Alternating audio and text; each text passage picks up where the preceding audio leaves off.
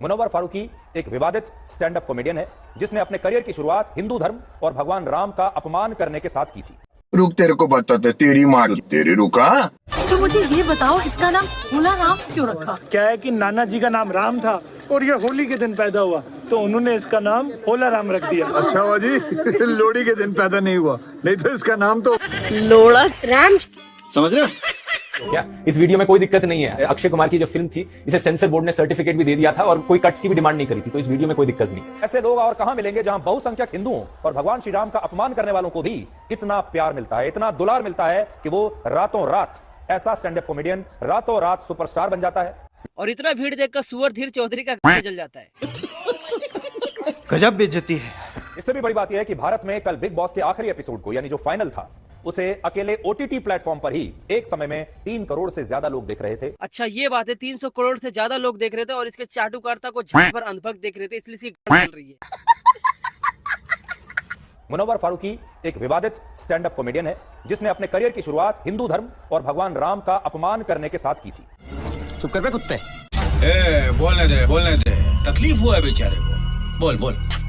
और फिर यही काम करते करते वो मशहूर हो गया। हमारे देश के लोग ये भूल गए कि ये वही स्टैंड अप कॉमेडियन है जिसने न सिर्फ भगवान राम का अपमान किया था बल्कि सीता जी के लिए भी अपशब्दों का इस्तेमाल किया था। रुक, तेरे को बताते, तेरी माँ तेरे रुका। और इसी के दौरान सीता का किरदार निभा रहे उस लड़के ने सिगरेट पी थी। हालांकि ये बवाल यही नहीं थमा, इसी वीडियो में आगे उसी लड़के ने गाली भी दी, जिसके बाद दर्शकों का पारा 7वें आसमान पर पहुंच गया। इस नाटक के दौरान किरदारों ने कई आपत्तिजनक डायलॉग भी बोले और वो सभी डायलॉग उन्होंने राम और सीता के किरदार को निभाते हुए कहे। बस इसी के बाद वहाँ हंगामा हो गया। तो इस वीडियो में कोई दिक्कत नहीं दोस्तों, इस वीडियो में कुछ हिंदू विरोधी नहीं। वो मुनावर वाला वीडियो प्ले करना। राम और निषाद राज का जो जन्म है वह मखौड़ा घाट पर नियोग पुत्रेश कामी जग में नियोग विधि से खीर खिलाने के बहाने खीर खाने से तो बच्चा हो नहीं जाएगा ना, तो एक तरीका था, एक सम्मानजनक तरीका था। उसे कहते हैं कि दशरथ के तथाकथित पुत्र है, असली पुत्र वो श्रृंगी ऋषि है। ये क्या बोल दिया इन्होंने? श्री राम दशरथ के पुत्र नहीं थे, खीर खाने से बच्चा पैदा नहीं होता।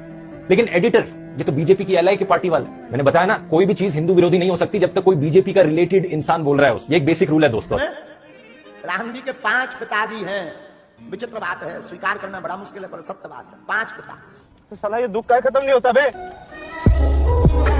सुअर धीर चौधरी, तुझ पे धिक्कार है, कैसा पत्रकार है, एक बार फिर से जेल जाएगा, एफआईआर तैयार है। सुधीर चौधरी के खिलाफ देश भर के अलग अलग थानों में एफआईआर, शिकायतें, मुकदमे दर्ज हुए। हालत ही हो गई कि सुधीर चौधरी की गिरफ्तारी की तलवार उनके सर पर मंडराने लगी और अब गिरफ्तारी के डर से सुधीर चौधरी गिड़गिड़ाने लगे। ऐसा लगता है कि सुधीर चौधरी ने अब जर्नलिस्ट होने का नाटक भी बंद कर दिया है और सुधीर चौधरी के खिलाफ एक शिकायत दर्ज की गई है कि उन्होंने आदिवासियों के ऊपर बहुत ही भद्दा घिनौना कमेंट किया है। उन लोगों के अकॉर्डिंग मुनावर ने भगवान राम और सीता का अपमान किया था। एग्जैक्टली क्या कहा था, आइए इस वीडियो में देखते हैं। मेरा पिया घर आया ओ राम जी, लाइक अगर भगवान को रिस्पॉन्स करें, वो गाना कैसा है ना, लाइक मेरा पिया घर आया ओ Ram ji don't give fuck about your पिया, मेरा पिया घर आया राम जी, मैं 14 साल से खुद घर नहीं गया। एंड अगर सीता ने सुन लिया तो वो तो डाउट करेगी। एंड सीता को तो माधुरी पे पहले से शक है।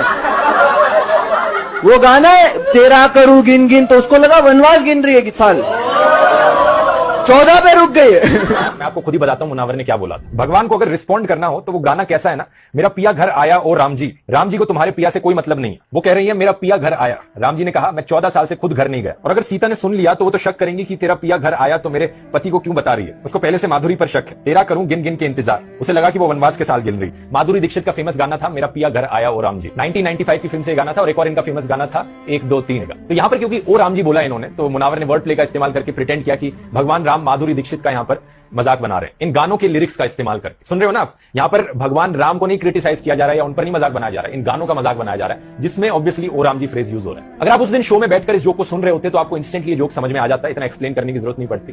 लेकिन बाद में अब क्योंकि इतने लोगों ने ये कहा कि यहाँ पर हिंदू विरोधी काम हो रहा है, तो जिन लोगों ने नहीं सुना ये, उनका माइंड ऑब्वियसली उससे पॉइजन हो जाता है, उससे डाइवर्ट हो जाता है और लोग इनिशियल अजम्पशन से इस जोक को सुनने जाते हैं कि ऑब्वियसली यहाँ पर भगवान का मजाक उड़ाया जा रहा है। ये जोक सुनकर ऑडियंस हंस रही थी। ऑब्वियसली ऑडियंस में बहुत से हिंदू भी बैठे थे, कोई ऑफेंडेड फील नहीं करा, किसी को नहीं लगा कि ये इंसल्ट था भगवान राम या सीता के लिए। लेकिन इसके कुछ हफ्तों महीनों बाद कोई एक इंसान खड़े होकर बोलता है कि मुनावर ने तो यहाँ पर अपमान कर दिया भगवान राम सीता का। अब यहां सोचने वाली बात यह है कि जिस व्यक्ति ने, जिस स्टैंड अप कॉमेडियन ने भगवान श्री राम के बारे में न जाने कैसी कैसी अपमानजनक बातें कही, सीता जी का मजाक उड़ाया, वो व्यक्ति इसी देश के लोगों के लिए अब एक सुपरस्टार बना हुआ है। अरे कौन भौंक रहा है ये बदतमीज? और मुंबई के डोंगरी इलाके से आई ये तस्वीरें इसका बहुत बड़ा सबूत है। अब हम नहीं जानते कि आपको इन तस्वीरों पर खुश होना चाहिए कि भारत कितना बड़ा धर्मनिरपेक्ष देश है, भारत की जनता कितने खुले विचारों वाली है और कितनी धर्मनिरपेक्ष है, या फिर आपको इन तस्वीरों को देखकर चिंता होनी चाहिए। मुंबई का डोंगरी वही इलाका है जहां एक जमाने में आतंकवादी याकूब मेमन और आतंकवादी दाऊद इब्राहिम रहा करते थे। ये वही इलाका है और अब इस इलाके से ही ये तस्वीरें आज आई हैं। अरे कहना क्या चाहते हो? लगता है तुम गू खा के ही मानोगे। आ गया अपनी औकात पे। देश का बड़ा चैनल आज तक का ये एंकर है। कुछ दिन पहले इसकी एक वीडियो बनाया था मैंने। हिंदुओं ने मंदिर तोड़ा था और ये मुसलमानों पे आरोप लगा रहा था, कैसे मुसलमानों को गलत दिखा रहा था। ये दिल्ली से सिर्फ 110 किलोमीटर दूर उत्तर प्रदेश के बुलंदशहर में कुछ अज्ञात लोगों ने रात के अंधेरे में 4 मंदिरों पर हमला किया और इस घटना को हुए अब लगभग 48 घंटे होने वाले, लेकिन हमारे देश में इसकी कहीं कोई चर्चा तक नहीं है। आपको किसी मीडिया में, किसी न्यूज चैनल में खबर तक नहीं मिलेगी। मोदी जी का तलवा चाटते चाटते ये पागल हो गया है। एक तो फर्जी न्यूज दिखा रहा है, ऊपर से तकलीफ हो रहा है कि और भी चैनलों पे फर्जी न्यूज क्यों नहीं दिखाया जा रहा है। इसको बहुत तकलीफ हो रहा है। खंडित कर दिया गया और गांव के लोगों का कहना है कि इन मंदिरों पर बड़े ही क्रूर तरीके से हमला किया गया। इसके अलावा जो मूर्तियां बहुत विशाल और बहुत पुरानी थी, ऐसा आरोप है कि उन पर हथौड़ों से हमला किया गया। 78% हिंदू रहते हैं, 22% मुस्लिम आबादी है और ये वही जिला है जहां से मोहम्मद साहिल खान को गिरफ्तार किया। तो दोस्तों ये है सुधीर चौधरी, पत्रकार, मुसलमानों पे डायरेक्ट निशाना साध रहा है बिना सच्चाई जाने। तो दोस्तों सच्चाई देखिए, मंदिर को तोड़ने वाले 4 आरोपी हिंदू थे। बिना सच्चाई जानिए मुसलमानों को टारगेट करता है। 31/1 की रात्रि में थाना गुलावटी क्षेत्र के ग्राम बराल में यह सूचना मिली थी कि वहां पे गांव की बाहरी और कुछ मंदिर हैं जिनमें लगी मूर्तियों को खंडित किया गया है। इस संबंध में तत्काल थाने पर मुकदमा पंजीकृत किया गया था और 5 टीमों को इस घटना के अनावरण के लिए लगाया गया था, जिनके द्वारा आज इस घटना का सफल अनावरण किया गया है। इसमें कुल 4 लोगों की गिरफ्तारी की गई है, जिसमें कि मुख्य अभियुक्त जो है उसका नाम हरीश उर्फ इलू है। ये उसी गाँव बराल का रहने वाला है। पूछताछ में ये बात प्रकाश में आई कि हरीश के घेर पे लोग बैठकर शराब पीते थे। जिस दिन की यह घटना है उस दिन इन लोगों ने शराब पी और उसके बाद ये लोग वहाँ मंदिरों में गए और वहाँ पे तोड़फोड़ किए। तो दोस्तों देखा आप लोगों ने, चारों के चारों हिंदू है, 4 आरोपी हिंदू है। इसको शर्म नहीं आता है यार, नेशनल चैनल वाला होकर इसको शर्म नहीं आता। दुनिया इसको देख रही है, कैसे सफाई से आके झूठा न्यूज दिखा देता है, लोगों में हिंदू मुस्लिम में नफरत फैला के चले जाता है।